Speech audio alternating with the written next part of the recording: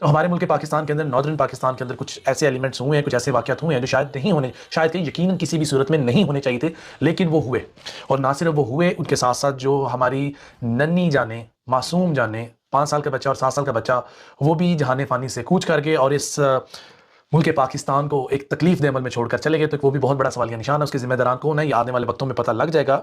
लेकिन अगर ज़बान पार की सूरत हाल आपके साथ डिस्क्राइब करूँ, तो जो शेल्स वहाँ से बरामद हुए, जो वहाँ से रबर बुलेट्स बरामद हुई, वहाँ पे कुछ एक्चुअल बुलेट्स की शेल बरामद हुए, दरवाज़ों में सुराख देखे गए और अनडिस्क्राइबेबल। उसके बाद जो एक वाक़या हुआ, जो एक हमारी बहन है, उसके ऊपर सीधी-सीधी फायरिंग हो रही है, रबर बुलेट्स फायर किए जा रहे हैं, किसी नौजवान ने आगे-आगे खड़ा हो उनको वहाँ से क्लियरेंस की। लेकिन देखें जनाबे वाला, मारने वाले भी हम में से हैं और जिनको मारा जा रहा है वो भी हम हैं। तो कुल मिला के स्टेट वर्सेस स्टेट ही हो गया जनाबे वाला। ये अवाम भी स्टेट है और स्टेट भी स्टेट है जनाबे वाला। हालात इस नहज पर क्यों आए, हालात यहाँ पर क्यों लाए गए, यकीनन ये बात कहने पे मैं बज़िद हूँ कि हुकूमत अपने हवास खो चुकी